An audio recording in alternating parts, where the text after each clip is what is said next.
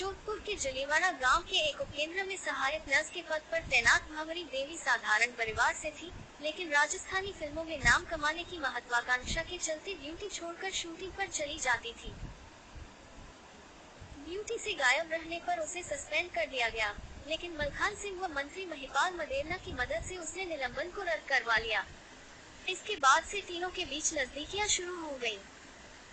दोनों नेताओं से नजदीकियों के चलते भावरी पर ग्लैमर से ज्यादा राजनीति का नशा चढ़ने लगा था। चुनाव लड़ने के लिए टिकट नहीं देने पर वह दोनों को धमकाने लगी थी। मुश्किलें बढ़ती देख मलखान सिंह और महिपाल मदेरना ने उससे दूरी बना ली। इस बीच एक सीडी वायरल हुई, जिसने पूरे प्रदेश की राजनीति में भूचाल ला दिया। इसी सीडी के दम पर भावरी 3 दिन में सरकार गिराने का दावा करती थी।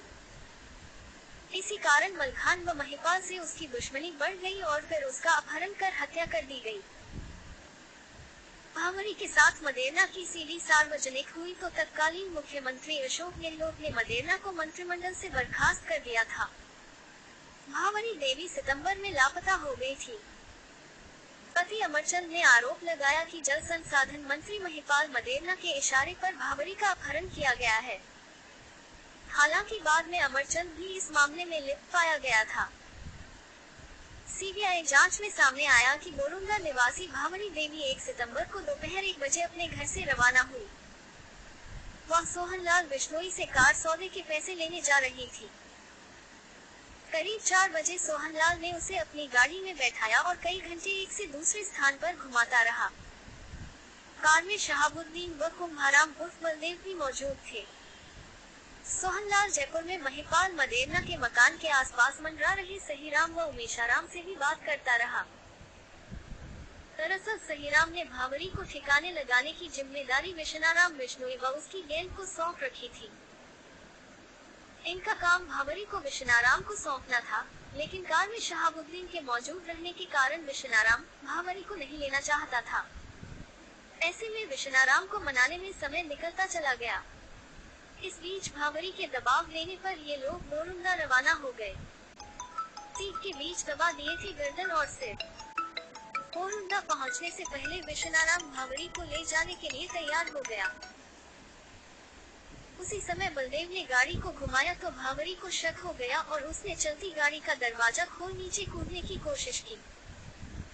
ये देख सोहनलाल व शहाबुद्दीन ने उसे आगे की सीट की तरफ खींचा। दोनों ने भावरी का सिर व गर्दन सीटों के बीच में दबा दिया। तब घुटने भावरी निढाल हो गई। उसके मरते ही गाड़ी में सवार तीनों लोगों के हाथ पैर फूल गए। थोड़ी देर में ये जालोरा क्षेत्र में पहुंचे और विश्वनाराम से मिले। भावरी को मरा देख विश्वनाराम ने शव लेने से मना कर दिया। सहीराम ने अपने फोन से ही विश्वनाराम की महिपाल मदेरना से बात कराई। महिपाल ने विश्वनाराम से शव ठिकाने लगाने में मदद मांगी और उसे हर संभव सहयोग का भरोसा दिया। इस पर रात करीब बजे विश्वनाराम ने भावरी के शव को अपनी गाड़ी में रखवाया और अज्ञात स्थान पर ले जाकर जलाने के बाद नहर में फेंक दिया। इस दौरान उसके साथ अशोक, कैलाश व ओम प्रकाश भी थे। एफबीआई ने पुष्टि की अस्थियां भावरी की ही है। सीबीआई ने नहर की तलाशी करवाई तो अस्थियां विसर्जित करने वाला बोरा एक जगह अटका मिल गया।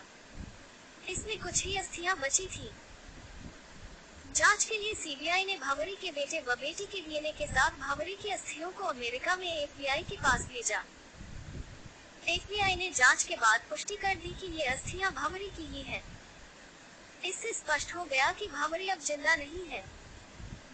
सीबीआई ने कड़ी से कड़ी जोड़ते हुए जांच शुरू की तो कई नाम सामने आए, लेकिन चुनिंदा लोगों पर ही ध्यान केंद्रित किया।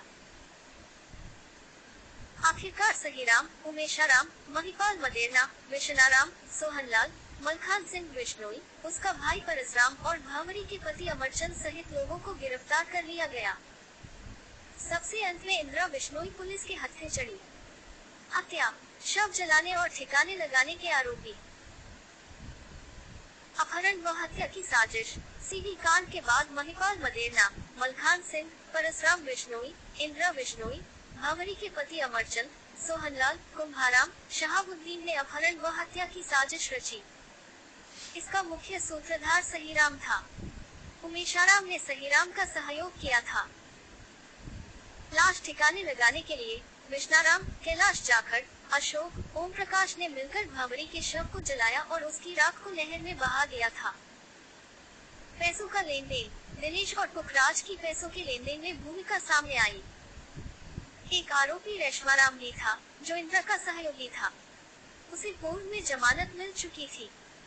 इंद्रा को छोड़कर सभी को जमानत मिल चुकी है।